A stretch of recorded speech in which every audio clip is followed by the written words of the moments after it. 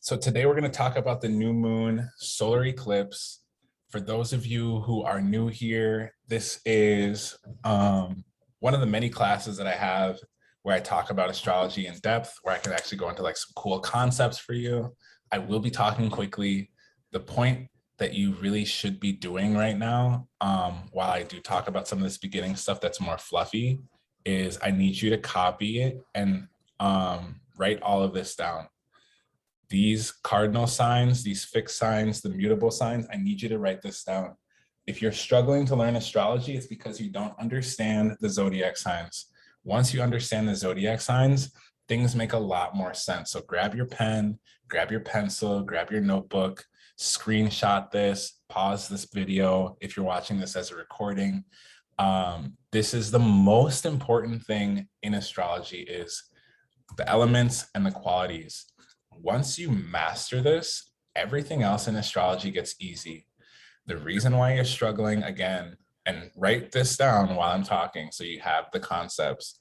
The reason why a lot of people struggle to learn astrology is because they don't want to learn all 12 zodiac signs. They still hate Geminis. They still hate Aries. They still hate Tauruses for something that they did when they were younger. Fuck that.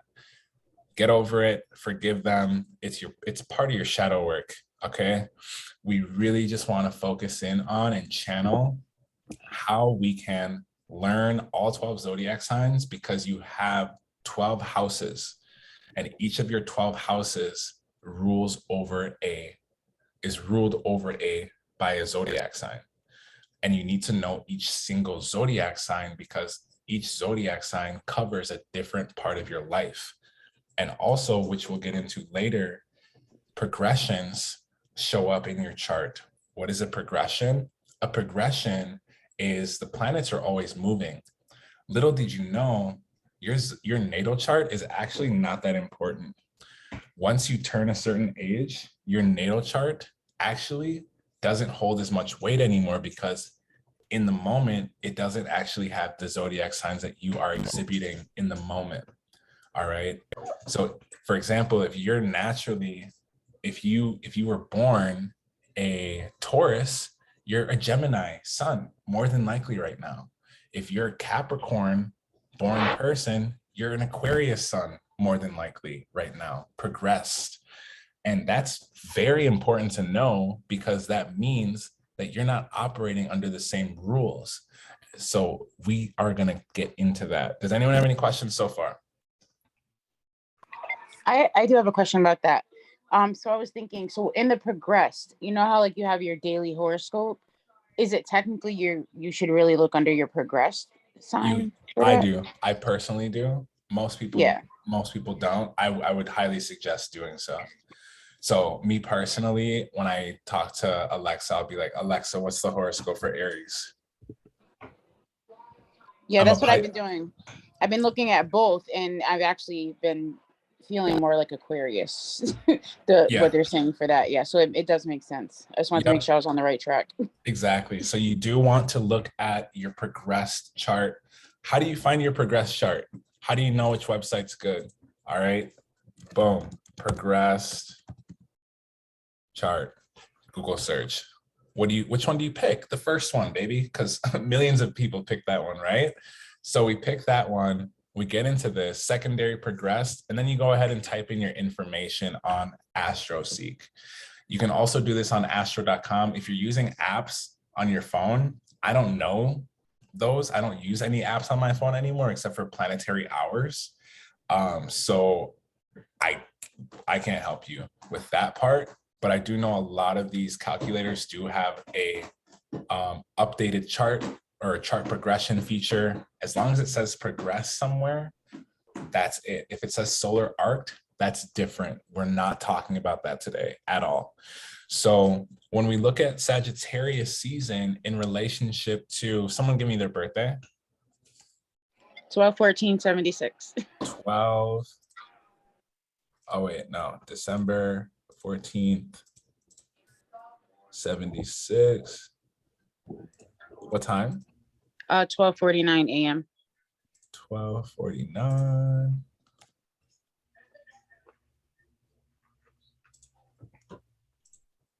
City?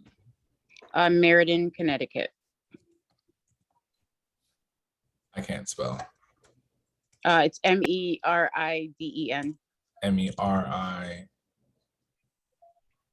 Meriden. Yeah. Connecticut. Cool.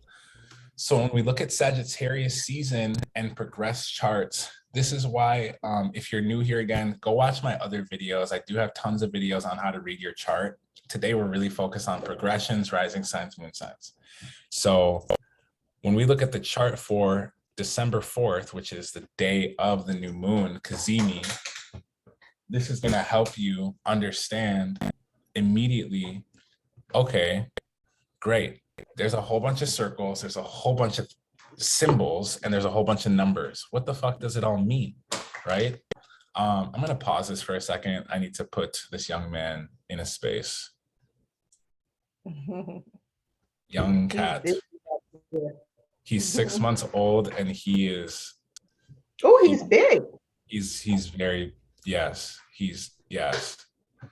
Okay, where's my screen for a second?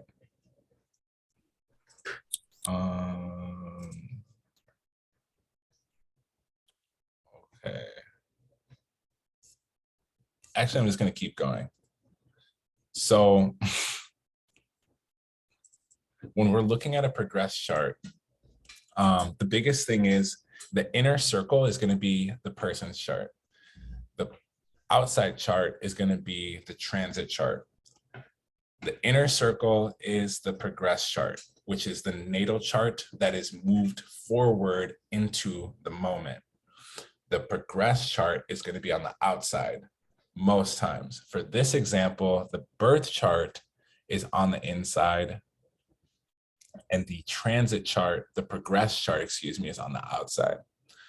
So the original chart's inside, progress chart's on the outside. What does that mean? Why is that important? It lets you see, oh, okay, you were born as a Sagittarius sun. Right now, you are an Aquarius sun, which means it has gone through 2 zodiac signs. So if you're a sun sign in one sign, now that means that it has progressed into another sign. So now it's time for us to go back into this page and see, all right, we went from fire. So as a Sagittarius sun, Sagittarius in astrology means to inspire, drive, and create enthusiasm. It does not mean toxic. It does not mean flaky, okay? The people who are teaching that astrology, I promise you, they are under 30. They're immature. And I don't mean that disrespectfully, but I also do, because it's affecting your learning process. They're giving you stereotypes. They're not giving you raw information on the elements, okay? So when we look at Sagittarius as an element, as a constellation, fire in astrology, Aries, Sag, what's the last fire sign? Someone throw it out for me. Leo. Perfect. So the fire signs, and this applies to all 3 of them. If you're a Leo, if you're a Sag, if you're an Aries, Sun, Moon, Rising, Venus, it doesn't matter in your chart. If you're someone who lacks motivation, if you're someone who's lacking, passion, you need to look at the fire houses in your chart. The houses, not the placements, the houses, because the houses will tell you the areas of your life where you are inspiring, where you drive and create with enthusiasm. Anyone have any questions so far?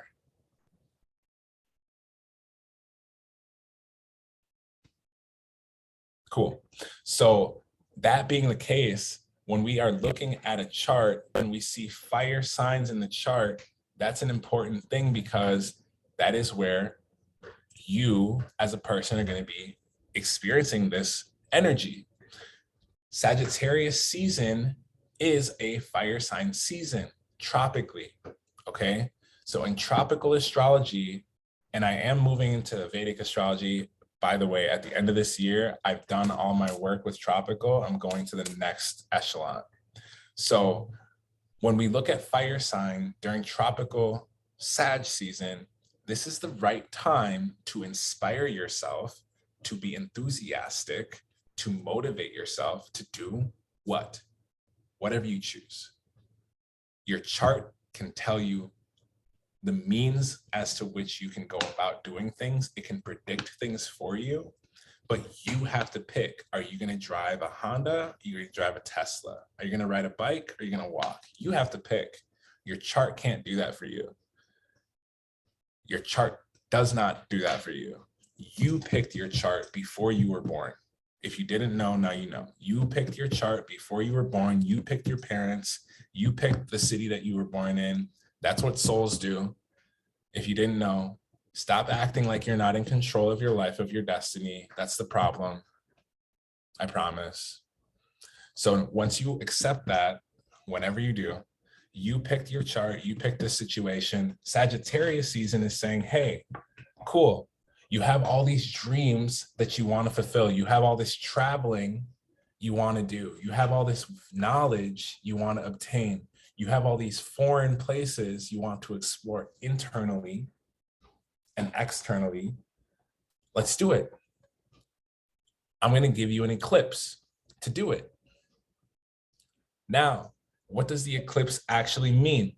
The eclipse means the sun and the moon will be crossing each other at the exact same time. It's called a kazimi. Everyone say kazimi. Kazimi. Kazimi. Kazimi.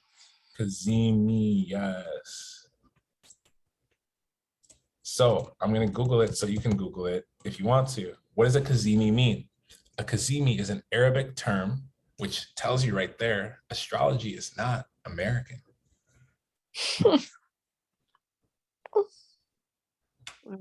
Kazimi is an Arabic term which means the heart of the sun. It refers to a very close conjunction within 17 minutes. The sun and the moon are within 17 minutes of each other. It starts to form a kazimi. What does a kazimi mean? Let's Google it. And I want to show this on the video because it's this easy. Kazimi means lucky. A kazimi is it's auspicious placement that it has to do with luck. Okay, so what I do on kazimis is when the kazimi starts happening, which is again this one coming up, is going to be the solar eclipse is going to be at, it starts here. The sun and the moon cross at 2:43 a.m. Eastern time.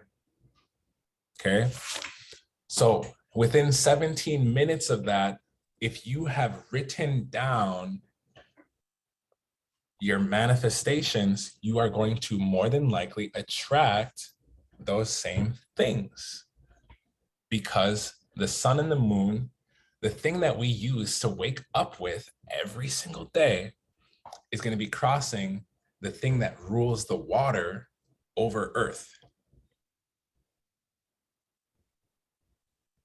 Is everyone grabbing this concept? Yes. Everyone? Yeah. That's two voices. Yes. Yep. Yes. Is anyone wildly confused? If you are, that's okay.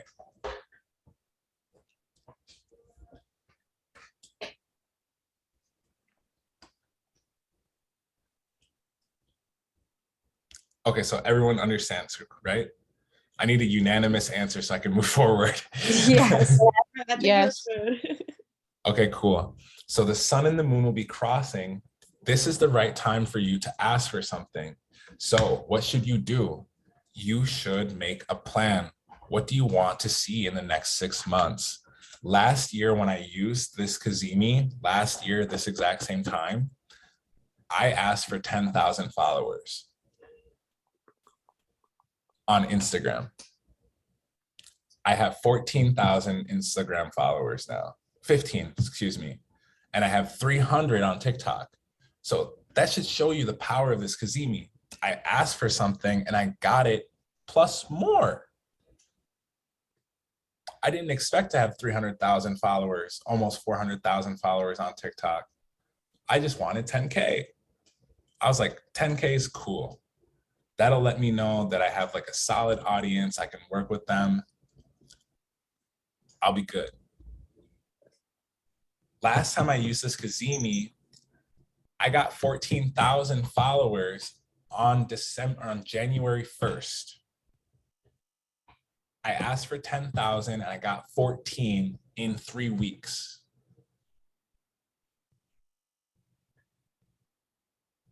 Are y'all hearing me? Yes. And it's because I intentionally used the kazimi to manifest. So remember, I asked for something. What did I ask for? I asked for a very specific number. You have to be specific. A lot of people, I notice when they're manifesting or when I do readings, I'll ask them, okay, cool. What do you want? What do you want in a relationship? What do you want in love? How much money do you want to make? And they'll be like, a comfortable amount. What the fuck is that? I don't know what that is for you. Is that $5,000 a day? God. Is that $5,000 every few months? You have to be specific. You have to be intentional. A lot of people who struggle with their spirituality, they are still learning how to accept to ask for what they want exactly. So when you're asking for a dollar amount, when you're asking for a type of relationship, when you're asking for, to travel the world, say what cities you want to go to, say what countries you want to go to, plan it out, because you will get it. If you don't plan it out, then you won't get it. Is this resonating with anybody? Yes. Yes. Yes. Yeah. Cool. Did we address something that you were denying within yourself for a little bit? Yes. Yeah, like I would like try to manifest things, but I wouldn't be specific. So that kind of makes sense now. Yeah. Mm-hmm. If you go to the hairstylist and you say, yo, I want to change my hair color, they're gonna ask you what? Yep. What color? If you say blue, they're gonna say, what shade, baby? Yeah. So y'all need to stop fucking around and say, okay, I want this amount of money this often. I want this type of relationship. I need my partner to have a good relationship with their parents. A lot of people will ask for a lover. They won't even consider the lover having a good relationship with their parents. They won't even consider that partner's interaction with children. They won't even consider that person be following their own dreams. How are you going to be happy with someone who's not happy with themselves, baby?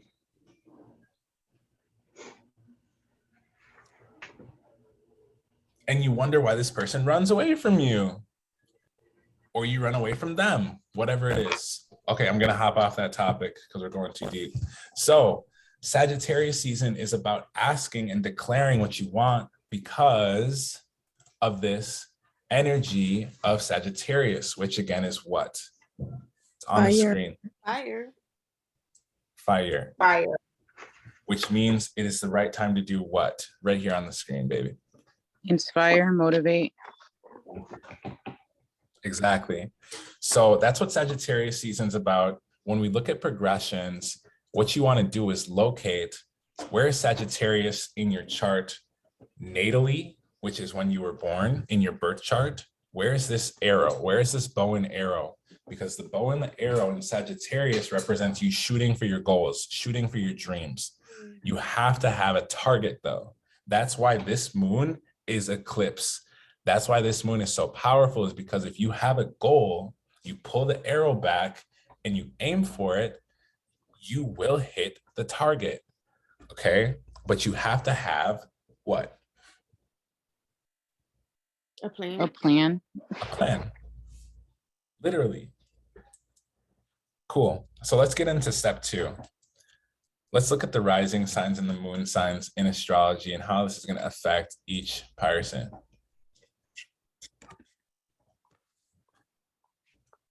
Did everyone get this down here? The elements and the qualities. If you haven't, take the time to do so. I'm going to pause the screen so that you can. Where is my menu thing at?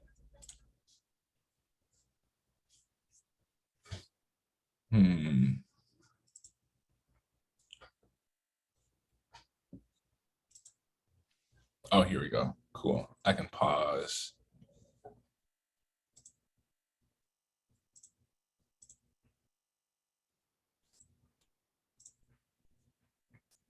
All right, cool. And I'll be right.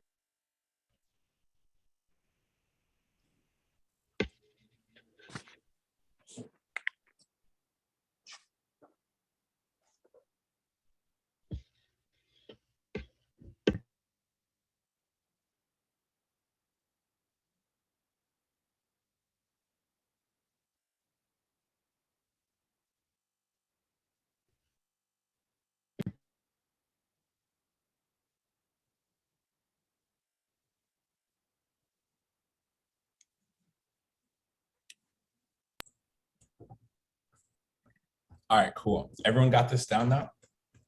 Yep. Anyone need more time?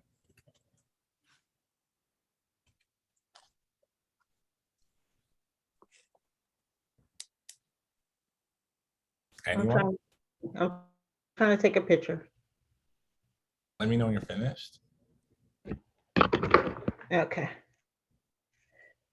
That was frozen for a second, so I couldn't get it. Got it. Cool. So whenever I ask you, what does a zodiac sign mean? I do not want you to make stuff up. I want you to reference this. Okay, I want you to reference this because why? This is the most practical version of astrology that I have created for myself, and it's worked for other people. The moment you start to make things up or pull things in from memories of other people, of other things, the information gets distorted.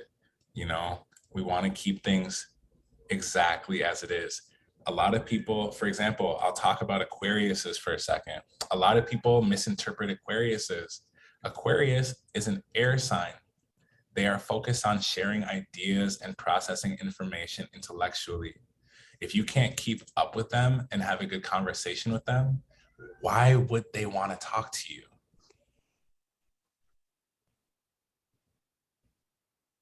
They're an air sign. And this goes with Gemini and Libra. Also, so when we look at that, I want you to use this and reference this as often as possible, even outside of this class, because this is going to make astrology easier for you to digest.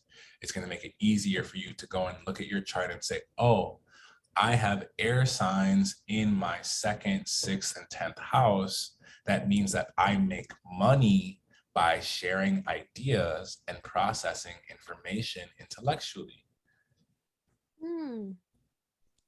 Right? So that means that you need to pick a career or a job or a business that aligns with that.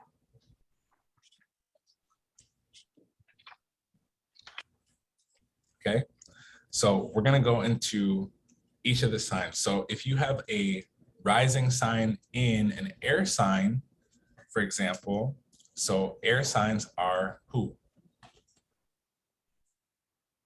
Gemini, Libra, and Aquarius. Perfect. Gemini, Libra, and Aquarius risings, you're going to be experiencing this new moon, especially Gemini risings. For Gemini, it's going to be in your 7th house. Does anyone have a Gemini rising? Using the progressive chart or like the regular natal for this? Anyone. Okay. And you want to use both. I highly recommend you use your progress chart. If you're at the level where you're learning your natal chart, start there. It's a great place to start. It's not a bad place to start, but there's more options. I'm just here to show you options. If you want to go deeper into it, Patreon, YouTube, and my other services are perfect for you. But just for this class, I want to make sure you have this information in your clutches. Okay. So I believe I actually have right now, currently as we speak, a Gemini rising. So if you have a Gemini rising, if you have an Aquarius rising or a Libra rising, so when I click on this, boom, Gemini or Sagittarius falls. If you're a Gemini rising watching this video, Sagittarius will fall in your 7th house. Opposite to Gemini is Sag. And this is a pattern, by the way. For those of you who are still learning astrology, astrology is patterns. That's why there's 365 days. That's why, as you can see here, the year starts with Aquarius, goes into Pisces, goes into Aries, into Taurus. It always goes air, water, fire, earth, air, water, fire, earth. Can someone tell me what the pattern is, please? Air, water, fire, Earth. Yeah. One more time. Air, water, fire, and earth. Someone else. Air, water, fire, and earth. And then someone else. Air, water, fire, earth. earth. Perfect. And it's always going to go in a pattern of air, water, fire, earth. People are always like, oh, I don't know what this season means. It doesn't mean shit to me. It actually does, because everyone has how many houses in their chart? 12. Exactly. So it means that every single season will affect you differently, right? Mm. And once you start to notice patterns in your life, like let's just say, for example, every winter you get depressed, right? Why? Well, probably because you're not getting as much sunlight if you live in the wrong place for yourself, but also this could be affecting a part of your chart over and over. And if you don't address it, you're going to get depressed, and you're either going to deal with it in a healthy, constructive way, or you're going to not deal with it in an unhealthy, unconstructive way. Is this resonating with anybody? Yes. Definitely. Yes. Yep. Cool. So astrology is a tool for you tracking yourself, tracking the world. You can, like I said before, you can track your days. I use planetary days and planetary hours to do stuff. So I'm trying to keep my whole life practical and spiritual, 50-50, because it's possible. Okay. So when we use the planets to look at our charts, for a Gemini rising, this is going to affect your 7th house. 7th house has to do with partnerships, contracts, the people that you are involved with. I've had a lot of people come into my life wanting to do things with me. Even tonight, I have a show. I haven't played a show in so long, but tonight I'm going to be playing a show with multiple people because it's Sagittarius season and the eclipse is here. And all year I've been saying, I want to do better with my music. So of course, this opportunity is going to come up, right? If you are a Aquarius rising. Yeah, that's what I am right now, according to my progressive chart. You're a Gemini rising? No, Aquarius. Aquarius rising? Yeah. So look at your 7th house, or look at where Sagittarius is, I meant to say. So it should be 1, 2, 3, 4, 5, 6, 7, 8, 9, 10. Should be in your 10th house, right? Yep. So the 10th house, if you're an Aquarius rising, it will affect your career.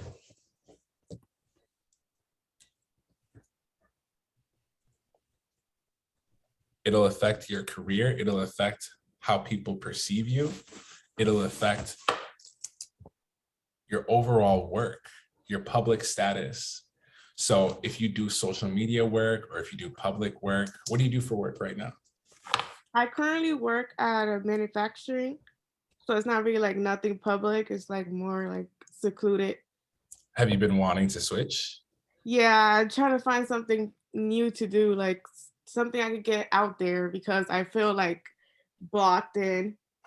So I always recommend TikTok because that's where a lot of you found me. TikTok is the most free way to change your life. Like I said before, I've used TikTok to get to this conversation right now. But last year I asked for 10K followers and I got it. I posted multiple videos, but one hit and I got 1,400 or 14,000, right? So if you're looking for something new, I would say sharing and communicating is going to be very good because why? Why would I say that communicating and sharing information is good for you? Because of my air rising. Exactly. Yeah. Exactly. So if you're making videos, if you're sharing your ideas, if you're sharing your experience of life, there's one little girl, one little boy that needed that information. They're going to share it to a friend and then it's going to go viral. It's possible. Why? Because I've done it. I've seen it happen for other people. I saw multiple people blow up before I got on TikTok. And it's a year later and now I'm telling people, hey, this is a huge opportunity to change your life. There are people who were doing nothing that are now making money from their bed. Mm. One of my friends on TikTok, her name's Nita. She's a Leo. She has a Libra rising. She lays in bed with a bonnet and she talks about men. Oh my God, yeah. I always see her. Yeah, I know. Oh yeah, I literally saw her today. That is. Yeah, that's what she does. And she makes money off of TikTok.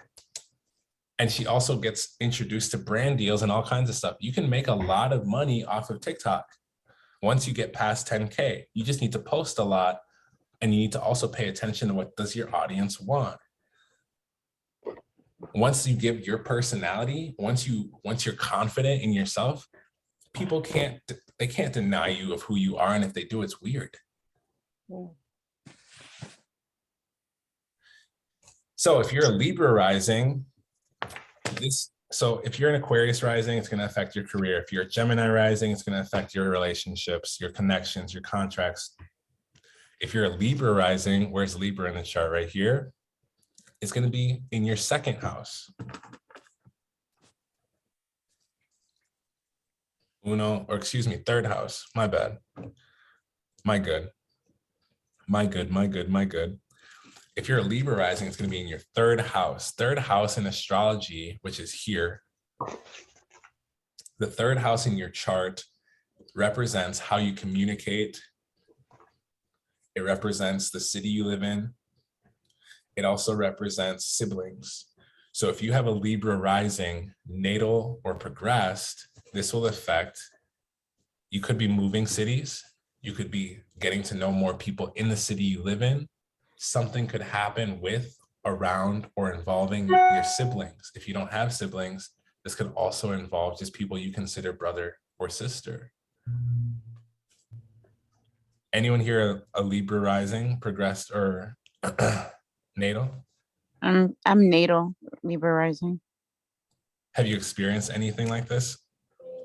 I have been through Facebook more speaking to other people in my community. The town that I live in, I just don't like the people here much, but I have been finding like more of people that I can relate to.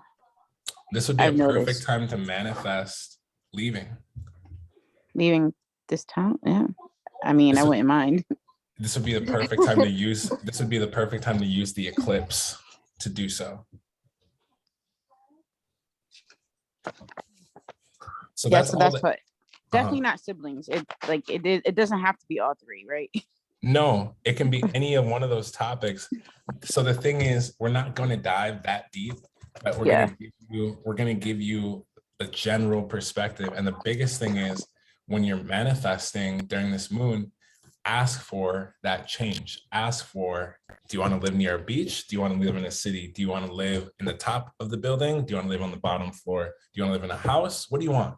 Pick something that involves the city, siblings, neighborhood, because of the third house energy. Also, you could even ask, to be a better communicator or reach more people with your communication if that's something you want.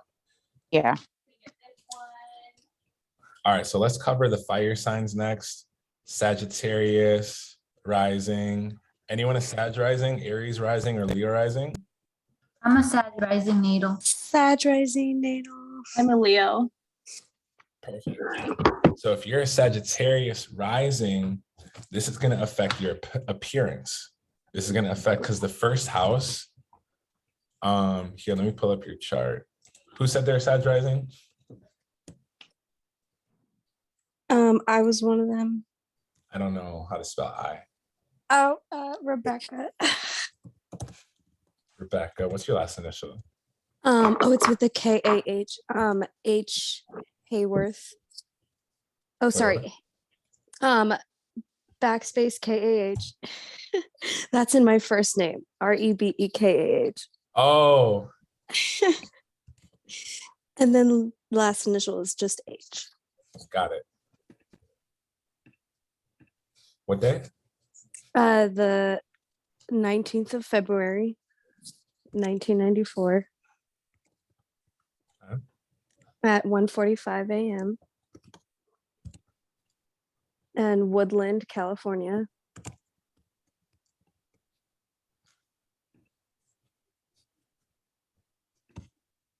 Wait.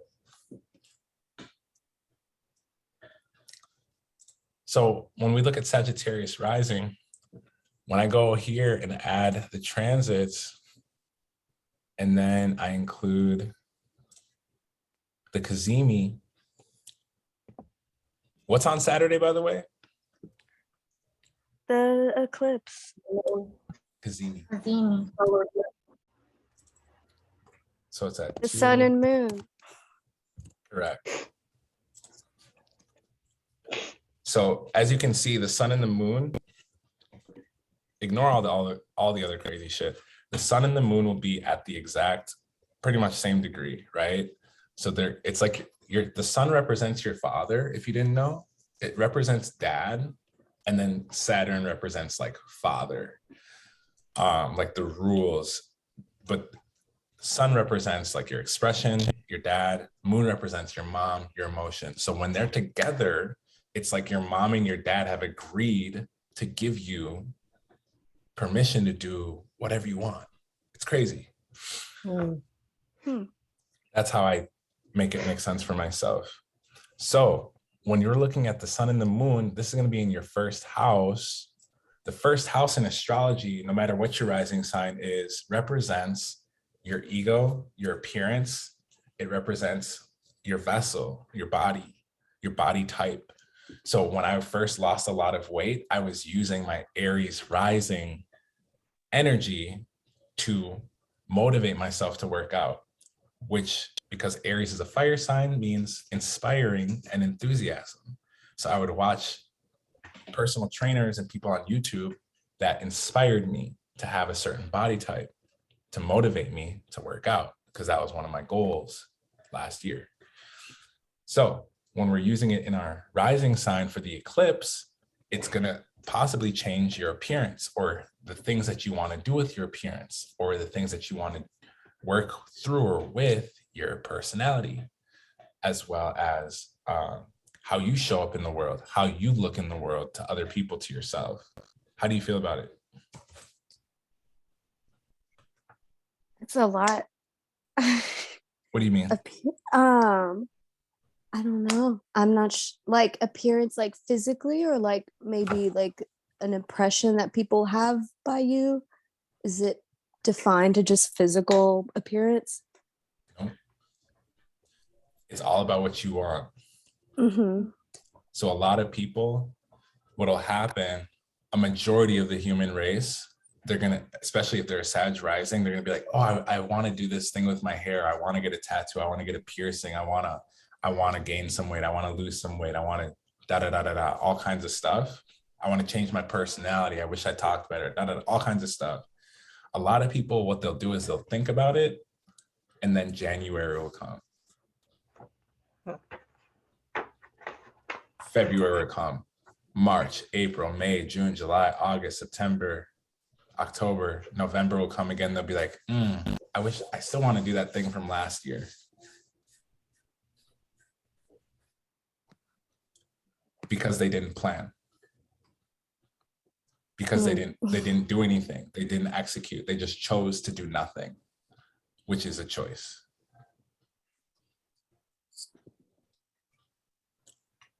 So this can affect whatever you want it to. Again, I can't pick for you.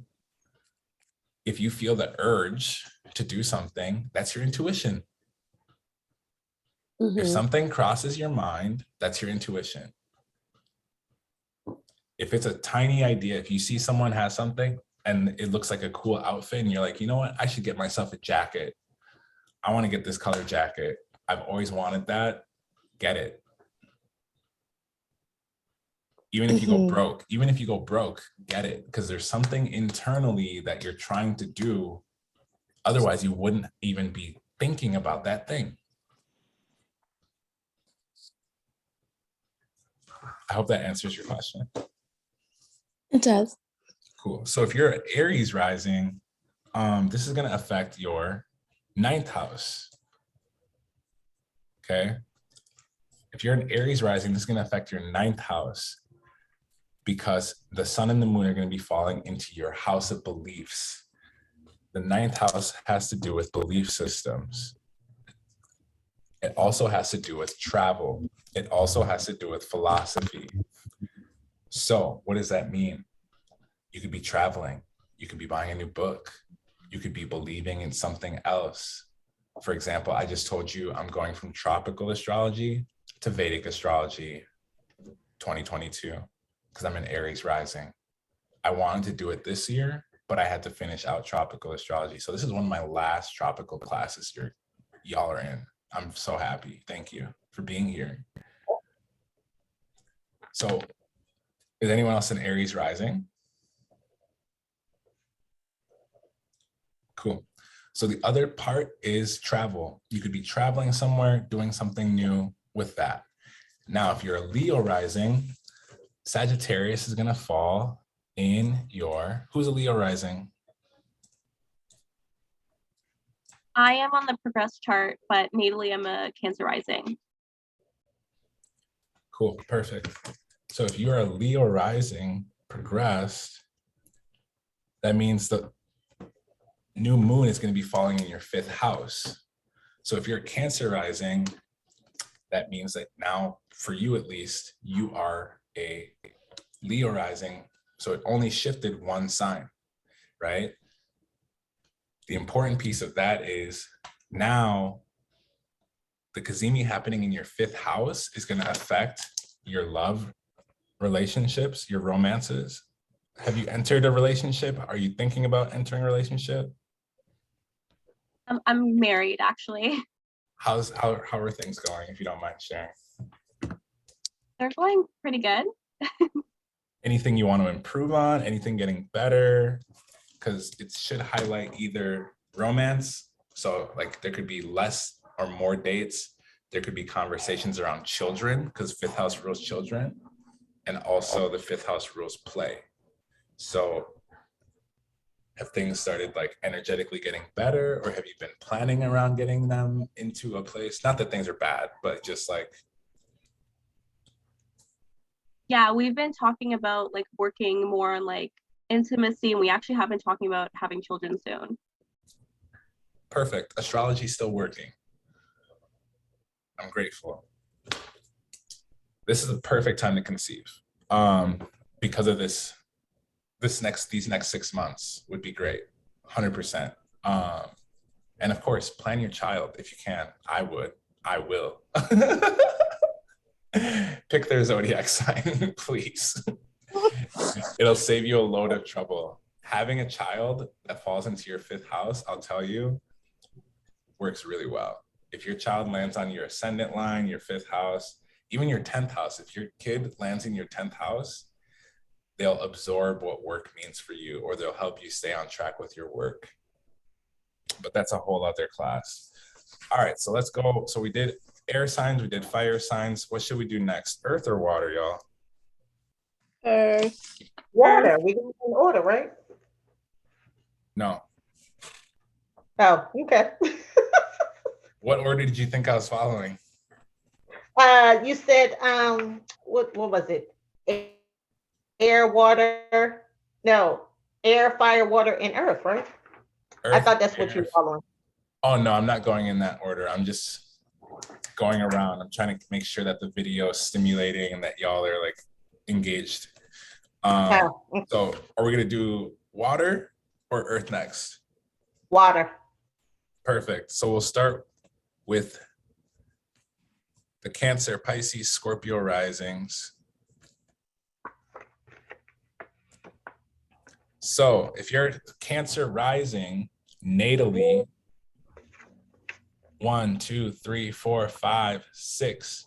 So are y'all seeing what I'm doing here? I'm counting the houses from the zodiac sign. So I don't even need to pull up her chart.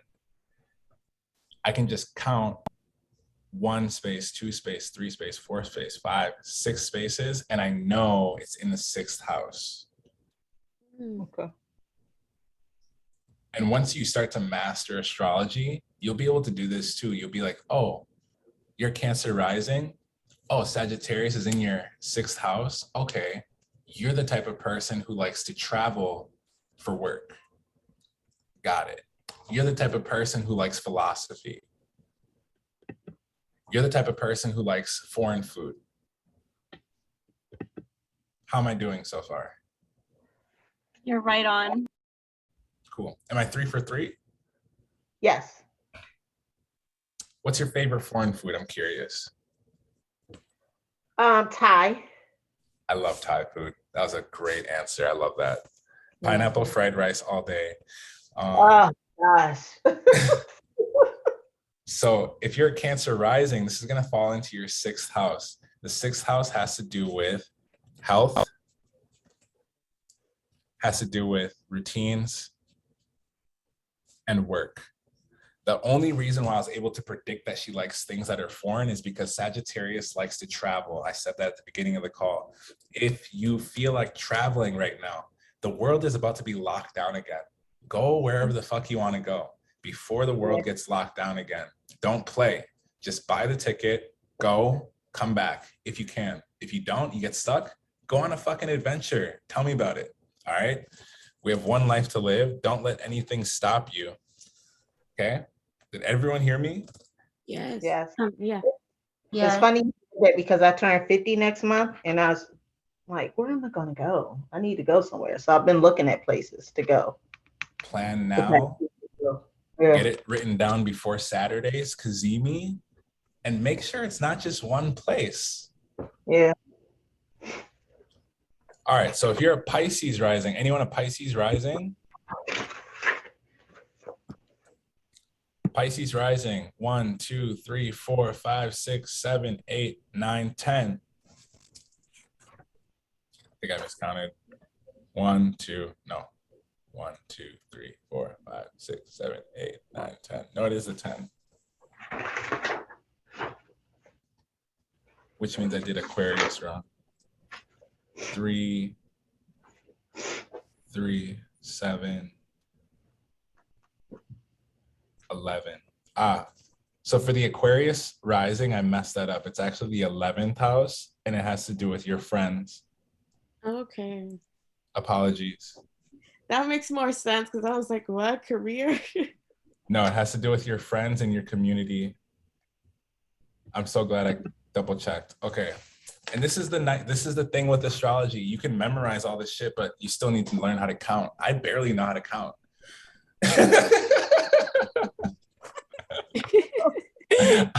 I barely know how to count. Counting and spelling? Quantum physics? Yes. Oh my god, that's the most realist shit I've heard. I still pull out the calculator. Fuck is you talking about? So I still did the L for the left and right. So when we're looking at Pisces risings, this is going to affect your career, your social standing. And for Aquarius rising, again, that's going to be your friends in your community. And if you do any social work, this would be a good time to get into it. If you want to donate your time or anything, you're going to meet someone really amazing in your life. Scorpio risings, 1, 2. This is going to fall into your second house. So if you have water sign placements in the 6th, 10th, or second house, or if you are a Cancer, Pisces, Scorpio rising, this is going to affect your money. All right. Because the 2nd, 6th, and 10th house are all work and money houses. And again, if you know what the element is of those 3 houses, you know exactly what you can do for money. Okay. So if it's in water, it means that you use your intuition for money, which means what? You're a tarot reader, you're an astrologer, you're a Reiki healer, you do healing stuff. All right. It also means that you're a creative person. Like what?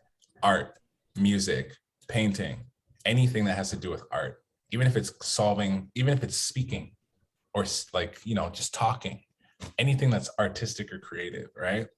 So second house has to do with possessions and finances. So there's going to be an increase if you plan for it in that area. All right. Anyone have any questions about the water signs? I just have a question. When you say the 2nd, 6th, and 10th, you mean like if you have water in those houses, you're like a creative person? That makes sense. Well, it means that you make money through creative things. So yeah, that's because I have 6 is Pisces and 10 is Cancer, and my Scorpio is 2nd. So Exactly. that just like gave me the boost I needed, because I've really been on the fence about opening up like my Etsy shop and stuff. So that, yeah. Open the Etsy shop. Yeah. I just got I would even say go as far as looking at other things too. You know, if the Etsy shop is the next step, plan for it. You'll probably have a situation where the Etsy shop, if you put it in your Eclipse kazimi plan, you could even have a different setup for the same thing. So it sounds like you want to sell your services, sell your products. Yeah. Etsy is just one of the many ways. So set yourself up for Etsy now. If you work on it with the kazimi energy, the kazimi magic, it's going to turn into a website. It could turn into a whole thing, you know, but we want to plan for that. So who's a Capricorn, Virgo, or Taurus rising? Me. Me's who? Noel. Noel? Yes. What's your rising? Capricorn. Capricorn rising. Oh, I made a video the other day. Capricorn risings are stiff. I stand by my word. I'm so sorry. I'm so sorry. What are you sorry for? You're the one who needs a chiropractor. Yeah, I really do. I'm going to a chiropractor right now. Stop playing with me. No shade. I'm just saying. My God. Capricorn people, Capricorn rules the bones in astrology. So of course they're going to be stiff. Oh my God, that's so funny. My back really hurt. Yo, so I'm that's my son, and I swear to you, every morning before I get out of bed, I have to stretch, or I just can't get out of bed. Yes, you should. I would highly recommend a yoga plan. Yeah. Yep, I'm on it. Just do 5 to 10 to 20 minutes of yoga, for sure. Okay, so Capricorn risings. Capricorn. So Capricorn, if you're a Capricorn rising, Sagittarius is in your 12th house, which means it's going to affect your spirituality, your isolation. It's going to affect, you're probably not going to want to talk to too many people. You're probably going to want to I would recommend taking more baths, because Capricorn rules the bones. Whenever I have a client that has Capricorn placements or sun, moon, rising, Venus, anything, you need to take more baths, because your bones need to be given attention. Most times massages help with your muscles, not your bones, right? So if you drink milk, stop. Milk is not for human. I don't know if anyone told you, milk is not designed for humans. It's designed for cows, okay? Don't let these people fool you.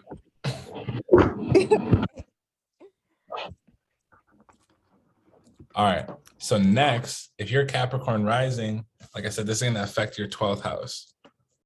your spirituality, your the way that you isolate. If you have any enemies, they're going to reveal themselves, and they're probably going to try to make amends. Or they'll just reveal themselves. Either one. If you're a Virgo rising, Virgo risings, who's a Virgo rising here?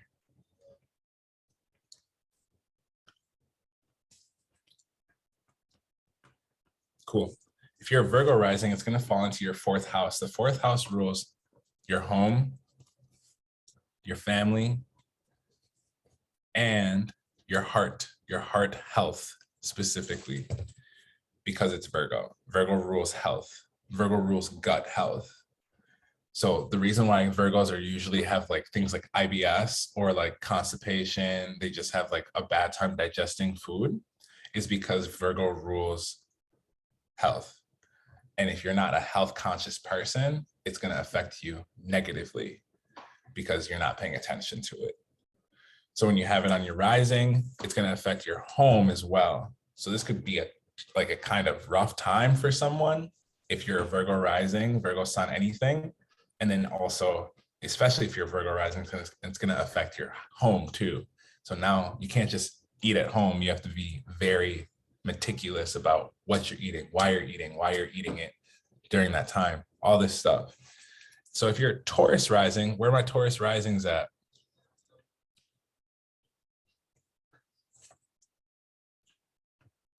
If you're a Taurus rising, this is going to affect your 8th house. The 8th house has to do with sex. It has to do with occultism. It has to do with magic. It has to do with shared money.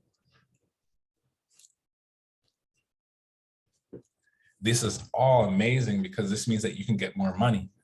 Scorpio season just ended and it affected Tauruses as well. And Taurus just had a moon, which is amazing. So now the Sagittarius moon is going to highlight those same topics again, but in a different way with a different moon. So those are all the rising signs, right? Those are all 12 of the rising signs. Now let's go through the moons really quickly while we have a few minutes. Anyone have any questions about their rising signs, how I made sense of that, anything in regards to what we've said so far? You said for Capricorn rising, Take a bath. you're talking too stiff. yeah, I know. I gotta take a bath. And I drink too much milk, so maybe I need to chill out. Get some almond milk. Stop playing with these cows. These cows don't have anything for us but love. What about the spirituality portion? Because I know the 12th house is, dealing with spirituality as well. So yes. So 12th house deals with spirituality, isolation, hidden enemies. Mm-hmm. So what about spirituality? That's the topic that you need to pick. The fact that you're in this class means that you're doing it already. Okay. How do you want to take astrology, for example, deeper into your manifestations? How do you want to take your how do you want to take your spiritual life deeper is what you want to plan for with this moon. Do you want to start doing spell work? Do you want to start working with your menstrual cycle? Do you want to start working with your childhood trauma? A lot of people avoid healing. I don't know why. That's what I've been doing. You've been avoiding healing? Yeah, indirectly, like, well, I'm not gonna get into it, but like, yeah, in a way, yeah. If it's benefiting you, keep on going. Okay. Like avoiding my healing? If it's benefiting you, keep doing it. I can't make you do anything. I'm not gonna even try. True. All I can tell you is if it has to do with your 12th house being affected over a new moon, kazimi, you could literally you could ask for anything in regards to spirituality. You could ask for very clear answers. You could even, learn how to become a this or that healer. you could ask to be in contact with a healer so that you don't have to do it by yourself. Because if you're avoiding it, you probably have a decent self-love routine. But what a lot of people don't say about self-love is if you have a self-love routine and you don't have a community love routine, doesn't work so well. You need to have a community that supports you and yourself supporting you. That's how you stand on your 2 feet. All right. The left eye is the eye of the sun. The left eye is the moon eye. Right eye is your sun eye. So that's why there's the eye of Horus and the eye of Ra. One projects sun, one takes in information. That's why both halves of your brain, one's logical, one's creative. So if you're going to deny your healing, you're also denying your abundance. Because once you heal through what you're healing, you can teach others how to do the same. I don't know why you came to Earth, but a lot of us came to help other people, which is why we work jobs where we work with or for or in alignment with other people. There's like, I can't think of very many professions that don't have to do with other human beings. Not a whole lot.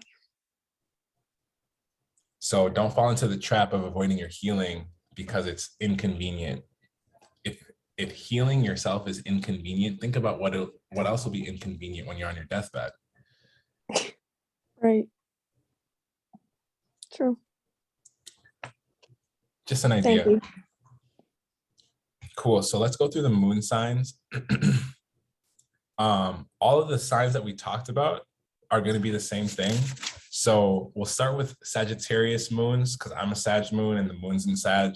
Sagittarius moons will be experiencing this the most, as well as the opposite sign, which is what? Gemini. Perfect. So Sagittarius, the fire signs, and Gemini, the opposite sign, will be experiencing the moon the most. What do I mean by that? It means that, well, the moon's in Sagittarius. If you're a Sagittarius moon, of course, this is going to be a big deal for you. Of course. And if you're the opposite sign, this is also going to be a big deal for you because it's the opposite sign. So if you're a Gemini moon, it's going to be affecting your communication. You're going to be opening up in your communication. If you're a Sagittarius moon, it's going to be affecting your philosophy, the way you believe in things, the way you see the truth. If you're a Capricorn moon or a Cancer moon, it's going to be affecting you in similar ways, different polarities. So because Capricorn's an earth sign, it's more focused on manifesting and being practical. So the moon is going to help you manifest and become more practical. Even if you're Capricorn sun, moon, rising, especially the moons though, because Sagittarius is sextiling Capricorn, or excuse me, Sagittarius sextiles Capricorn. Yeah. Sextile in astrology means to flirt. It means to have an interaction with. Flirting, if you don't know, I had a dating coach at one point when I was like younger. Flirting is it's a way of saying, hey, I like you, but I can't commit to you. It's a way of appreciating. So because they're neighbors, they sextile each other. So if you're asking, do you think flirting is cheating? No, honestly. No, it's not. I just think it's ironic how that's how you describe the Sagittarius flirting with the Capricorn, because that's a Sagittarius move. I like you, but I can't commit to you. Hilarious. I love that observation. I'm grateful for you. So I'm a Sagittarius, so I know. Right. So this is how that plays out. So if you're a Capricorn, this is the right time to plan. If you're a Capricorn moon, this is the perfect time to plan out what you want to feel like for the rest of the year. All right. If you're the opposite sign of Capricorn moon is Cancer moon, if you're a Cancer moon, it's a water sign, which means that you are an intuitive person. Drake is a Cancer moon. Drake is a very creative, intuitive person, and he was a child actor. All the water signs are capable of acting. If you have water signs in your 2nd, 6th, 10th house, you can make money off of acting. Wow. You don't need to think you're a good actor. Other people think you're a good actor. And the more you practice, the better you get at anything. Doesn't matter what it is. You know, Kendrick Lamar, it took him 10 years to finally blow up in the music industry. That's a lot of years. Anyways, so if you have a Cancer moon, this is going to open up it's going to take 2 parts. So you want to add the Sagittarius moon, which is inspiring. So Sagittarius moon is going to inspire you to do whatever your moon does already. Is that making sense for everybody? Mm-hmm. I heard 1 voice. Yes. 2. Yes. Any 3? Yes. Yes. Cool. That's over half. So the Sagittarius new moon, again, is going to do what? Inspire you to do what your moon's already doing. And it's going to tell you how with the rising sign. Got it? So if you're a Cancer moon, it's going to help you. It's going to inspire you to lead with your intuition, to lead with your creativity, to lead with your expression. If you're is anyone in here a Aquarius moon? Me. Cool. Everyone loves to call Aquarius moons unemotional. I've dated Aquarius moons. Y'all are hella emotional. You just think about it first. So what is a Sagittarius moon going to do for you? It's going to inspire you to intellectualize and share your ideas emotionally, because it's the moon. In the opposite respect, it's going to be for Leo moons. Anyone a Leo moon? Me. This is gonna be for you to be inspired to also inspire other people and yourself. The difference between Sagittarius and Leo, though, is Sagittarius is good at adapting and being flexible. Leo is good at being consistent. So that's why Leos usually are known, actually not too many people know this, but Leos know how to hold a grudge. Oh my God. Oh yeah, I can hold a grudge for years. Why do they hold grudges? It's because they're consistent. If they feel some kind of way, they're gonna feel that way until it makes sense not to. And I have a Scorpio sun, so it's even worse. Better, worse, whatever you choose to call it, right? Yeah. So whenever I see a fixed sign, Scorpio, Leo, Taurus, Aquarius, they're not necessarily stubborn, but they're consistent. And they're going to be consistent until they can be put in a situation where they're not. Me personally, I don't have too many issues with fixed signs, because all you have to do is make it make sense. If it makes sense for you to forgive someone, it's not that hard for you to forgive someone. But if they give you no reasons to forgive them, of course you're going to hold a grudge. Anyways, let's move forward. So how does the new moon affect Pisces moon, Virgo moon? Pisces moon, you're going to be inspired to be more creative emotionally, expressing your emotions more creatively, expressing yourself more intuitively, out loud, keyword. With Virgo moons, it's going to inspire you to become more organized, more practical, plan better around your emotions. At one point, when my moon was in Virgo, I used to schedule the days that I would cry, because I knew I needed to.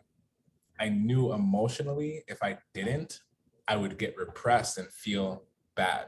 So what I would do is I would say, okay, cool. On Tuesday at 3, I'm going to go to my altar. I'm going to give an offering to my ancestors, and I'm going to cry out all of the things that I'm struggling with, and then go about the rest of my day. And it works. It worked. It did. It was amazing having a schedule to release your emotions instead of just letting them come up, instead of watching Netflix, avoiding them, instead of dating people and avoiding your emotions. You can plan them. You can't plan when they come, but you can plan when they go, right? Anyone catching my draft? Yeah, I do Yes. that. Especially when you just like writing with your altar, it's Yeah. the best. You get it all out, and you don't care who's judging you and listening to you, and yeah. So crying at your altar is a thing, if you allow it to be. I feel like if you're really wanting to tap into your spiritual self, you have to learn how to cry for the sake of releasing. Mhm. Because if you're holding all your emotions in your head, what the fuck are you doing? Why are you holding all that in your head? Is someone paying you to keep it? Because you should charge them a holding fee. Mm. All right, let's keep it moving. So if you are an Aries moon or a Libra moon, Aries, this is going to inspire you to be inspired to lead, because Aries is a cardinal sign. They need to lead. They need to start something. So if you have an Aries moon, if you've been thinking about starting something, don't think. Aries is not the zodiac sign in your chart for thinking. I have an Aries Venus. Every time I catch myself thinking, it backfires, because Aries represents the Fool card in astrology. The Fool card, you're just supposed to jump off the cliff. Where does the cliff lead to? Don't worry about it. There's stuff at the bottom that you will find for yourself, okay? Whether that's bones or grass, you'll figure it out. I promise. All right? Wherever you have Aries in your chart, you are not meant to think. Libra, this is where you are meant to think. This is where you're meant to think about yourself and others. So if you have Libra moon with this Sagittarius sun, this is the time for you to consider, how do you share your ideas and communicate with others to inspire them? How do you lead conversations that are diplomatic? Because Libra is diplomatic sign. A lot of people say Libras can't make decisions. They can make decisions, but do they have all the information? Most of the judges in our government system are Libras, because once they get all the facts, they're able to make a mostly fair decision most of the time, if they're ethical, obviously. So if you have a Libra moon, this applies to you too. It's going to also add that flavor of the kazimi, which is how do you inspire yourself and other people to do these things. Taurus and Scorpio, Taurus, this is going to inspire you to be practical, plan, be consistent. Scorpio, this is going to ask you to be consistent with your emotions, with your intuition, with your creativity. Those are all the moon signs. Those are all the rising signs.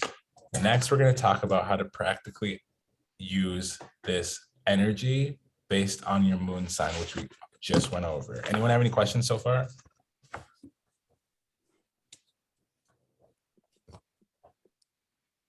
Bet. So No, this, I do. You was I can fast. barely I hear don't. you. You may have mentioned this, but I don't remember. Can you hear me now? A Can little you bit hear me? better. A little bit better. How about now? Yes. Okay. The kazimi, you gave a time for that. Did you say 2:43 a.m.? Correct. Okay. So you can make your plan the night before. You can make it tonight. You can make it tomorrow. Just do it before. Okay. Got it.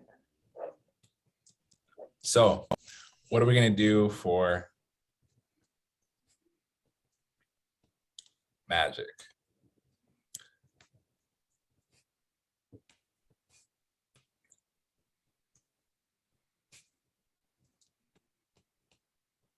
So I already gave these answers, and I'm just going to go over them quickly for you and give you some ideas. Of course, if you already have rituals and things that you use those too. Don't just rely on mine. These are just ones that I personally use and ones that I also have found a lot of results with. So let's tap back into this chart. So if you have a fire sign moon, or if you have a lot of fire in your chart, doesn't make a difference. And even if you don't have that much fire in your chart, you can still do this. You can do all 4 of these from now until the new moon and after.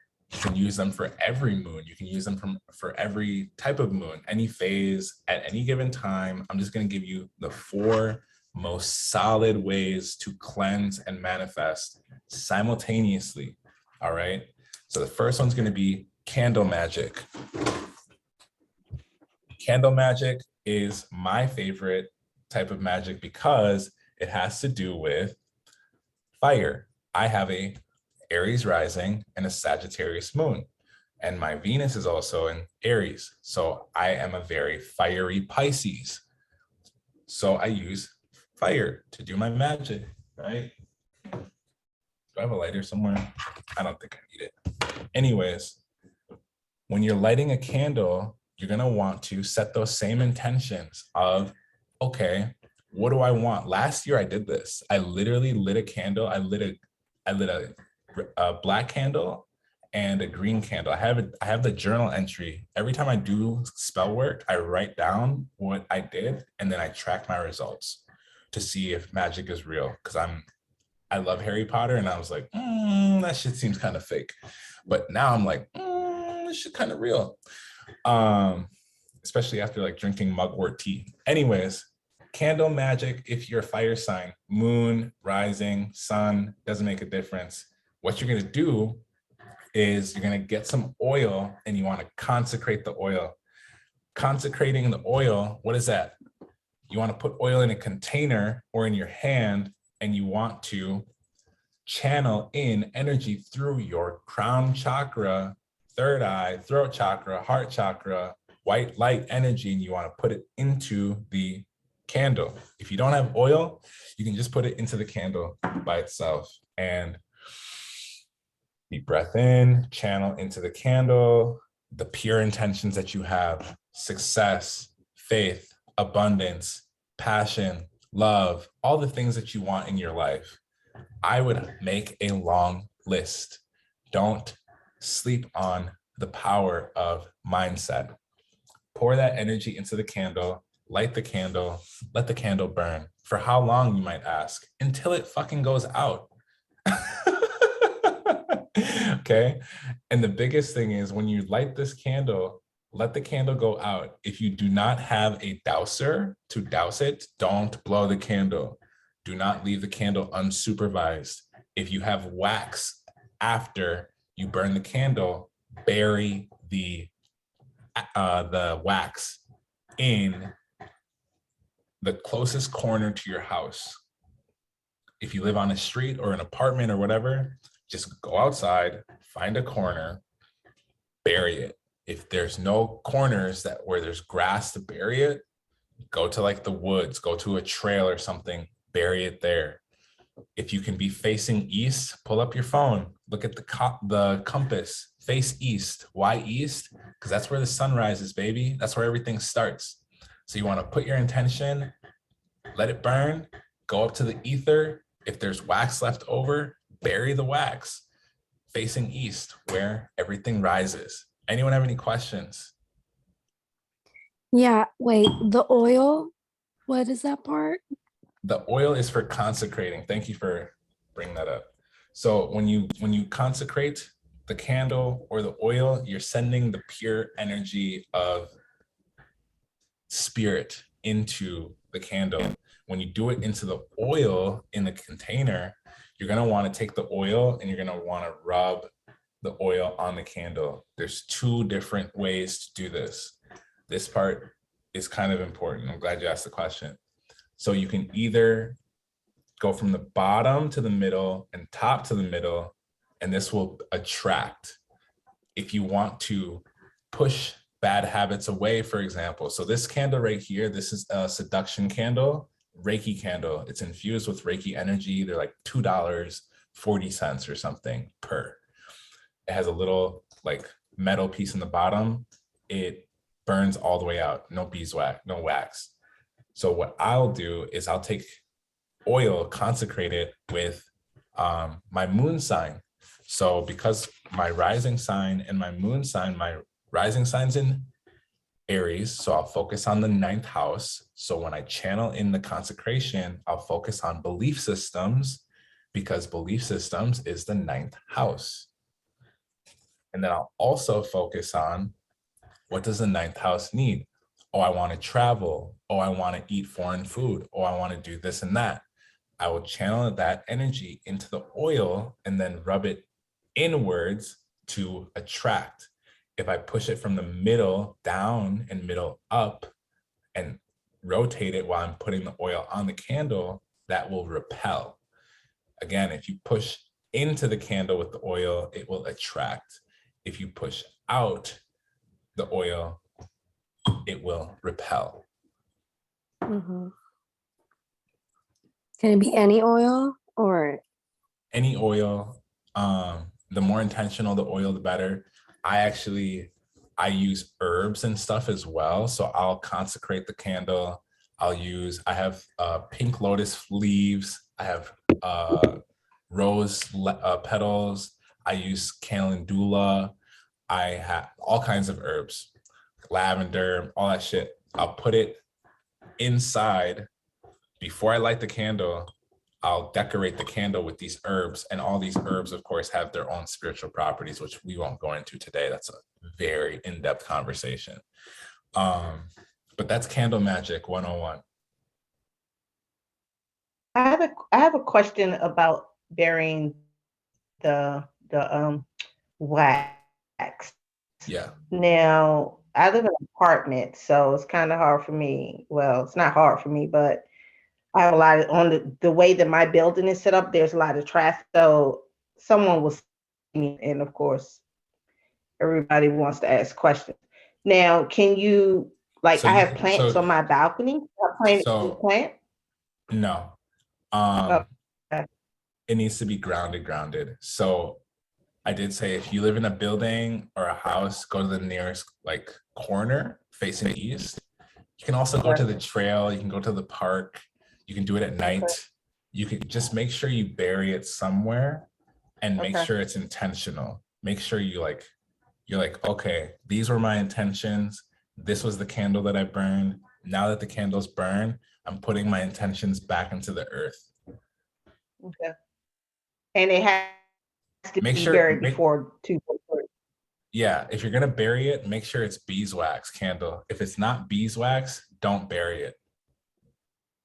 Okay. We want to keep things natural. Okay. Any last questions about candle magic before I get into the other 2?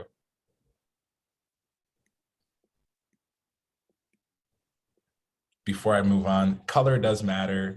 For this moon, I would recommend you get yourself a, you can pick your color of your candle based on your rising sign.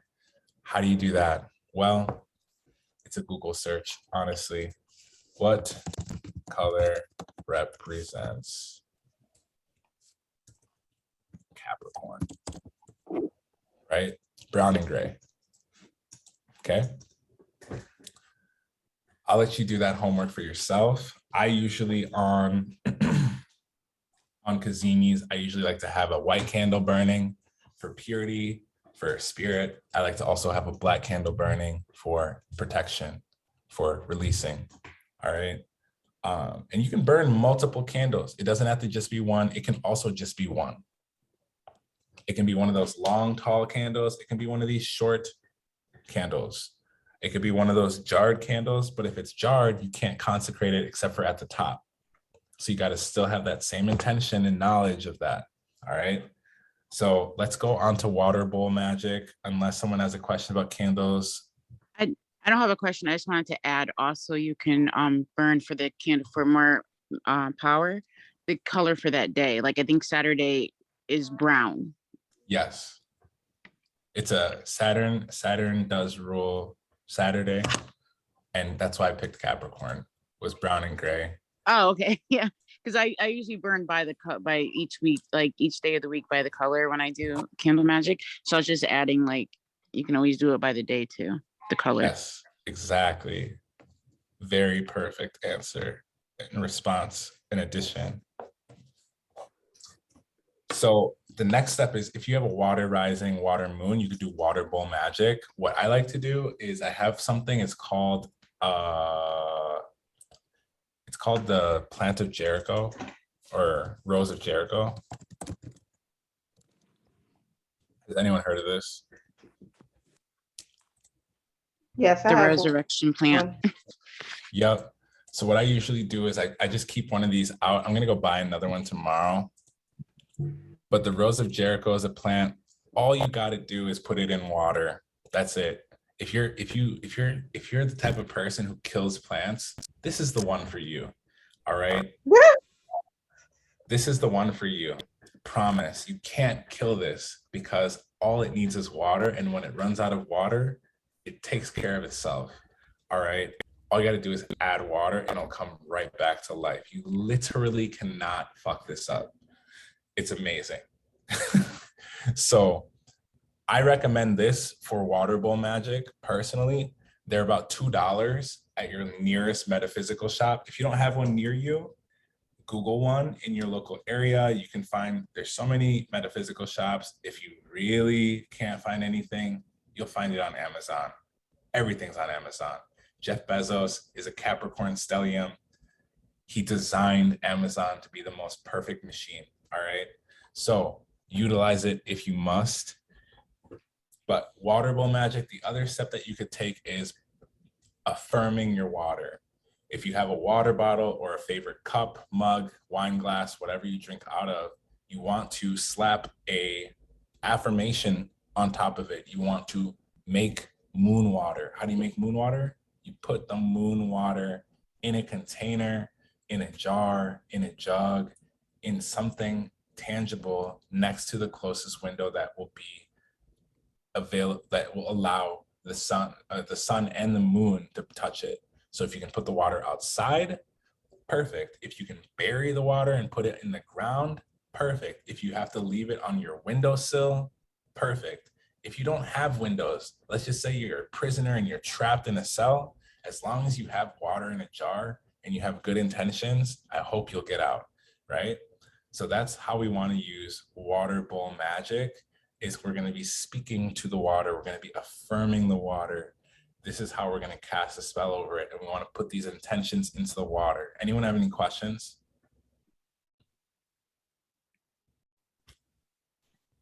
So if we write our intentions down, like say write it on a piece of paper, can we sit that paper underneath the water?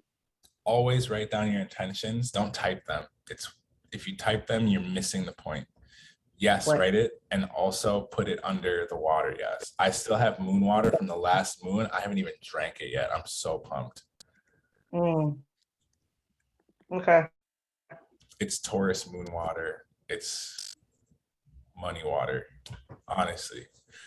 Yeah, definitely put your intentions under your container, under your jar, under your cup, under your mug, under your wine glass, whatever you use. And that will infuse that water with the intention of what you're trying to do. If you can use something like oregano oil and put that in your water as well, that will also, any type of essential oils that is consumable, keyword consumable, go ahead and put that into your water. I use oregano oil, 1 or 2 drops, and boom, now it's clearing my sinuses. It's affecting my cardiovascular system, and it's infused with intentions. Yeah. So if you have water or, water placements, this is going to be my recommendation to you. Okay. If you have a lot of air placements in your chart, Libra, Aquarius, Gemini, you're going to want to do your affirmations in the mirror. I can say most of my shadow work was done in the mirror. What is shadow work? It's where you look at your inner darkness and you say, oh yeah, I remember you. You were 7 years old when you got left in the parking lot. I remember you. Come here, let me hold you. I'm going to take care of you now. That's shadow work in a gist, real quick. I just showed you some of my trauma. Sorry if that was too much. Point is, you can go into the mirror and you can talk to yourself. It sounds fucking crazy, but consider this. If you can't look yourself in the eye, why would someone else? If you can't talk to yourself, why would someone else? If you can't take yourself out to dinner, who else is going to take you out to dinner?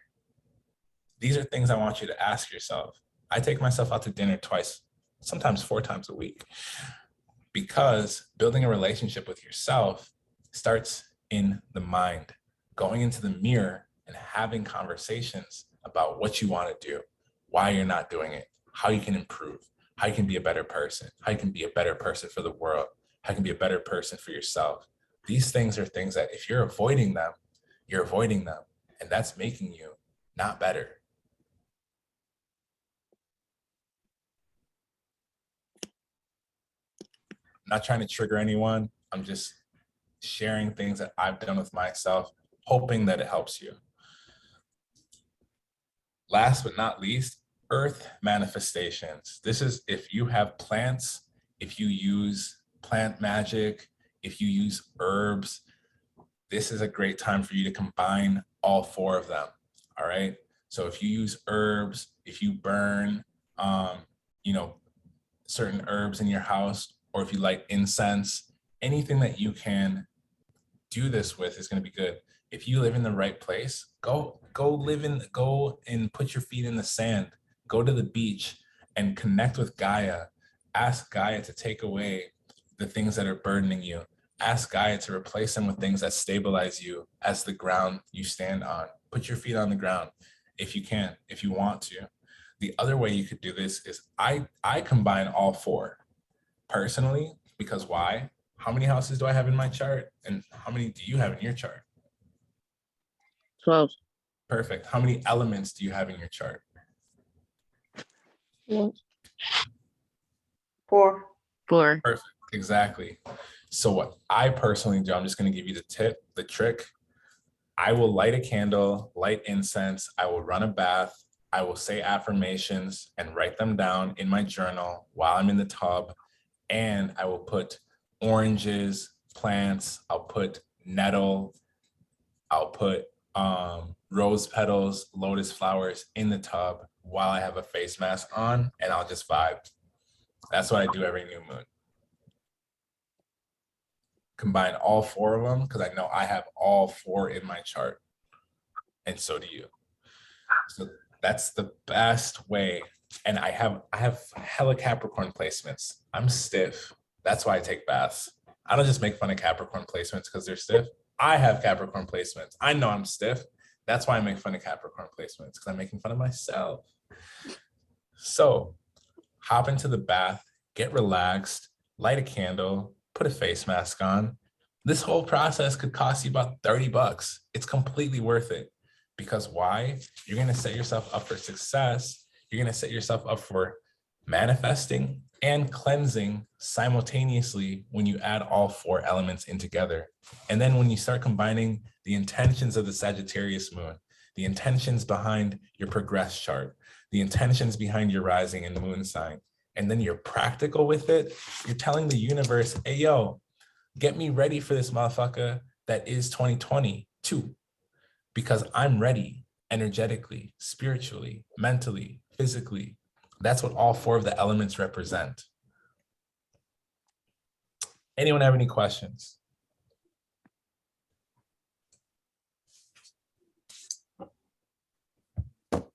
So much to process, really. The process of what? Like just everything from the sessions. On my notes, I'm looking at it. It's a hot mess over here. So what's your question? Oh no, I don't have a question. I was saying I'm trying to think. Oh, you said this is a process? Yeah. Oh, yeah. 100%. That's why a lot of people avoid it. This is also, I don't like sharing all this on TikTok because the questions just never end. But I think I'm going to take a shot and go for it. I'm actually going to make some stuff tonight and share before 10 o'clock because I go on stage at 10:30-ish. So I'm going to bust out some videos, take a quick bath, get myself ready. It is a process. Enjoy it though. You get better each time you do it. And the more you do it, the better you get. Having rituals is really good, especially if you don't have routines. If you don't have routines, that's probably why you have a job. That's probably jobs and schools are the easiest ways to get a routine because someone else is controlling it for you.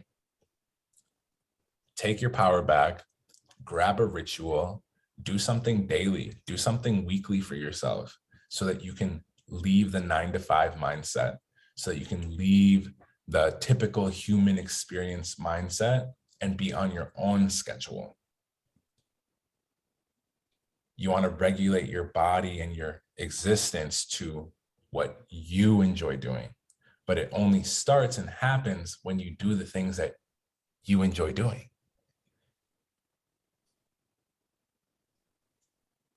It doesn't start when you're free, when you get time off. It starts when you are off work. It starts when you're watching Netflix and you choose to go take a bath instead.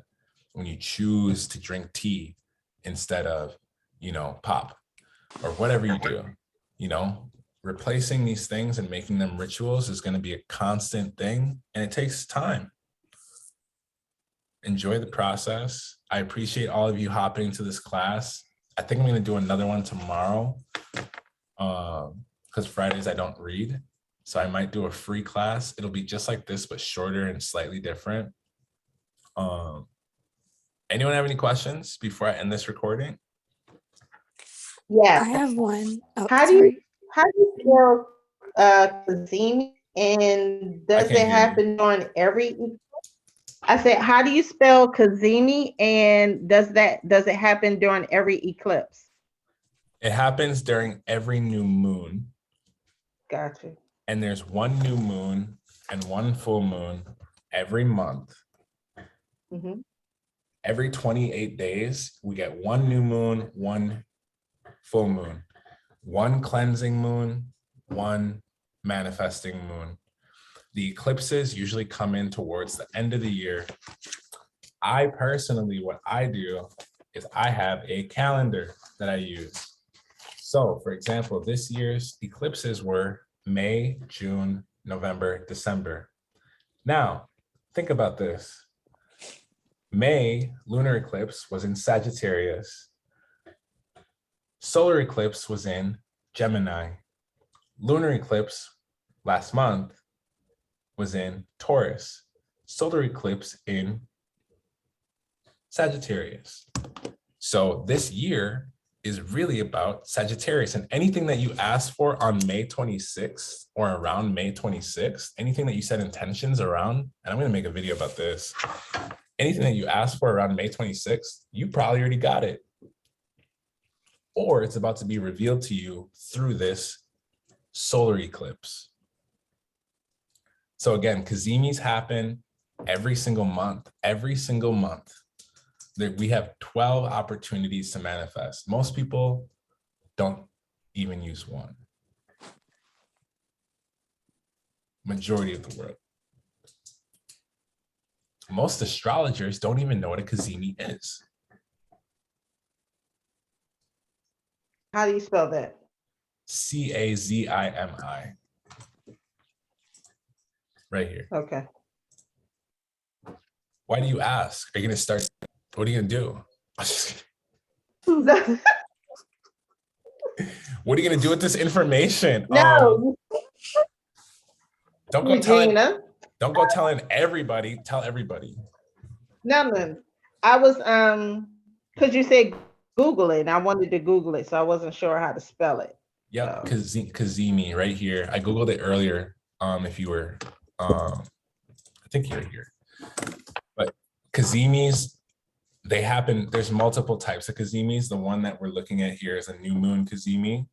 There's Mercury kazimis. There's Venus kazimis. There's all kinds of kazimis. The only one you need to focus on, because it comes up in a couple of days, is this big kazimi, which is the real big one anyways.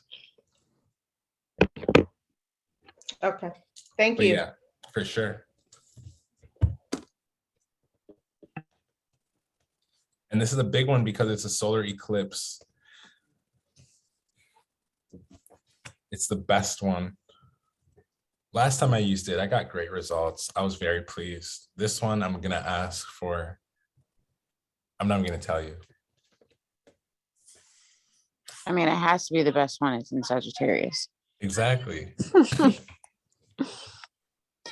So I just wanted to tell you, I bought that book, the choice-based astrology. Isn't it nice? Yeah, I love it. They wrote that very well.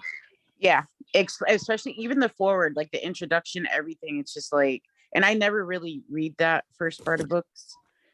Like, I don't care about that, but it's very, it gives you a lot of information. And it's listed in a very digestible way. Yeah, which for me, that's great, because sometimes I'm just like, huh? Literally. Like, I have to keep going back and forth through the book, but everything's right there. Yeah, I recommend that book. What book is that? Choice-centered astrology. I'll show it to you on the screen. Okay. This is the book I was using at the beginning of the year to do like video series. Oh, there it is. This is what it looks like. By Garfield. And then there's even, I think the forward is done by a woman named Donna, and she, whoa, both parts of the book are great. So if you're new to astrology, you want to learn how to become an astrologer, or a student astrologer, because you're always a student. My first mentor gave me this book. She gave me this book with 4 other books, but this was one of them. And this book definitely got me on the right path. It doesn't cover astrology the way I cover it now. I had to change the way I approached astrology because I had to make it make sense for others.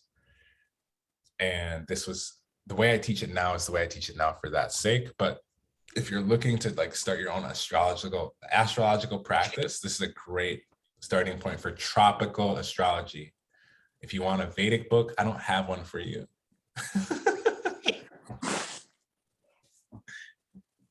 Hashtag I don't want to tell you. Not yet. Can't give you all my secrets. I already gave you like 6% just in this class. All right, anyone else have a question?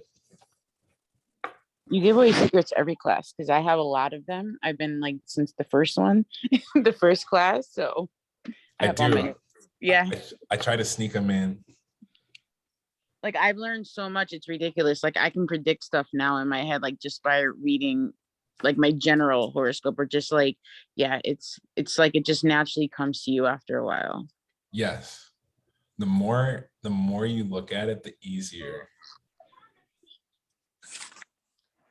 I have a question about kind of more specifically magic work. So I don't have a lot of water at all in my chart whatsoever. So I found that when I work with all the signs on the moons, like you say you take a bath, you do all this stuff, you try to tie in all the elements and everything. And I find that whenever I work specifically with water, it doesn't do me well. I don't know if there's a way that I can like I don't know if anybody in here is like, works with that stuff, but it's like a struggle for me. Water is a huge struggle for me. Are you drinking enough water? Yes, actually. I do drink a lot of water. So you can do shower affirmations with water. I would the easiest route is to take a bath and affirm your water. Are you saying it doesn't, what do you mean like it doesn't, are you saying it doesn't work? No, I'm not saying it doesn't work in its entirety, but I found that when I do magic work with fire and air, which is what I'm like super predominant in, I get better results towards, like my affirmations, my set intentions, manifestations, all of that stuff. And I've tried to work with them individually. And whenever I've worked with water, it seems like I get zero result, if that makes sense, but it's not like I'm putting anything less into it. I don't really know how to explain that. No, you're good. Yeah, I agree. That's why I gave you all 4, right? So use the one that works best for you. If you don't have a lot of planets in your water houses, that's fine. You don't have to use water. If it's not working for you as well as the other ones, don't use it. Make it simple. I'm not a complicated man. I don't know if you can tell. I know complicated stuff, but I'm not a complicated person. So if you find that water is just not that conductive, don't use it. If you find that earth is not that conductive, don't use it. If you find like affirmations aren't that conductive, don't use it. If you find that burning candles, incense is not that conductive, don't use it. Just use what works. I recommend all 4 just because it hits all points in your chart, progressed, natally, all the houses. You're tapping into what it means to be on Earth, which is earth, air, wind, fire. All of these things are essential for life. So when you take time to do a ritual and you acknowledge all 4 of the spirits that were well before humans even existed, ancestors are going to be pretty happy with you. But if you find that you're not getting what you need from water, how are you using the water? Are you using it to manifest or using it to cleanse? Because it's way better for cleansing, I feel. And if you're using it to manifest, what are you trying to manifest with water? Think about that. Again, balls in your court. Right. Thank you. I appreciate that. Yeah. Anyone else? I gotta go soon. My time's almost up.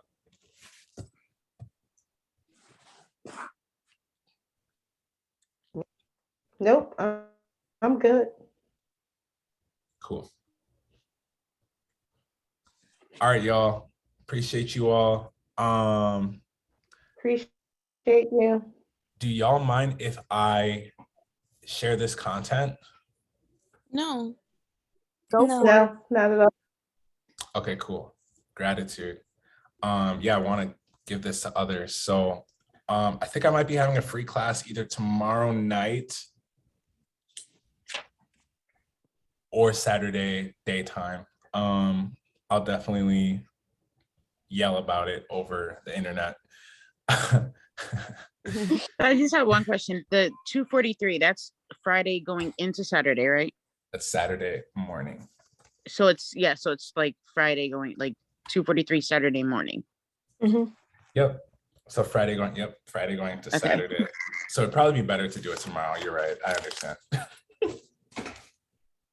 Tomorrow's we're gonna do an impromptu class. Do y'all think I should do the class for free? Of course, no. You're asking us? I'm asking you because I want to see if you care about me. So we do care. So I'm gonna do it. My initial answer would be no, but since it's going to be in less than 24 hours, you may not get as many people if there is a fee. So I don't know what your Yeah, I was gonna say donations. What should I ask for donations based on this class? It's going to be almost the same thing. Candles. You said what? No, I say 4 candles, but no. 4 candles. I'm screaming. I'm just gonna make people buy me dinner. I think moving into 2022, I'm gonna be like, you need to buy me dinner every time we meet. Absolutely, please. Because that's what I buy anyway. So it's like, pay me what my dinner will cost. You got 3. Because I'm done doing readings. $10 donation will get you a lot more than more people if you were to say $25 donation. Right. Have them donate towards your tropical to Vedic transition. Right. I do have to buy so many fucking books. I'm not that excited because the books are usually in other languages. Oh my. And they're translated. But I've been in this girl's Patreon. I've spent like over $2,000 learning from this girl already this whole year. Shit's crazy. But Vedic astrology is really good for crypto, I've noticed. Because Marin's been proving that you can use astrology to predict crypto in America, but I don't like American crypto. I like Chinese crypto. Chinese made crypto coins. Let me correct myself. Okay, so got you. All right, bet. And what do you think I should cover for tomorrow? Out of all the things that we talked about today, which one do you think would be like the most essential, most value? Well, I learned progressive chart is today. I had no idea what that was. Cool. I would focus more so on the eclipse and manifesting. Cool.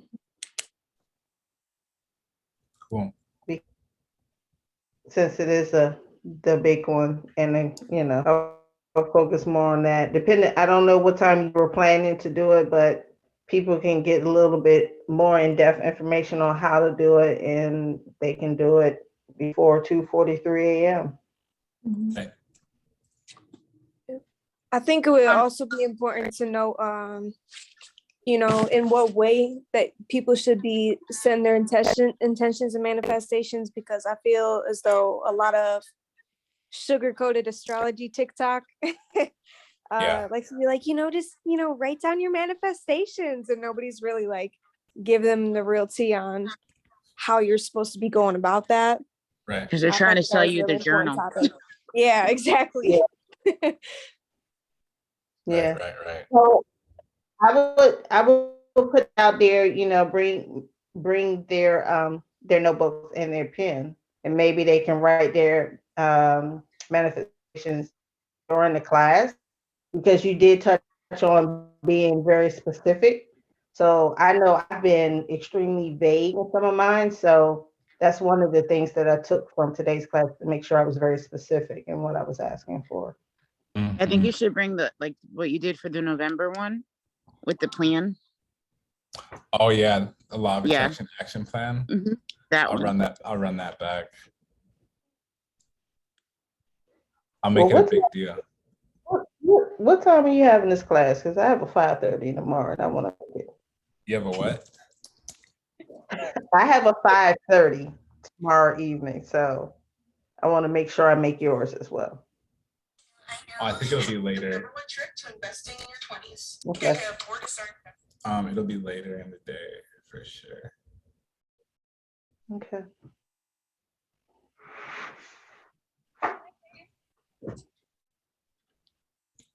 All right, y'all. Thank you for 2,000 subscribers on YouTube. Gratitude. I'm about to go lay down so I can get ready for my show. Peace. Congrats on the show. Thank you. Oh, I changed my artist name, by the way. If any of you listen to my music, You changed it on Spotify? Yeah, I changed my artist name because I'm trying to get verified so I can stop getting those scam accounts. But it's officially Sunny MF Money. I just got it today. So it's on Spotify, Apple Music, any music platform that exists, I'm on there as Sunny MF Money. Okay, got it. But if we follow you, it will still follow the same person, right? On Spotify. So I'm transferring all my songs from Sun the Pisces to this account on Spotify, Apple Music, and everything. So I'm gonna have to figure out how to get everyone over, or just I'm fine with starting over. It's like 1,000 monthly listeners, then we're back in business.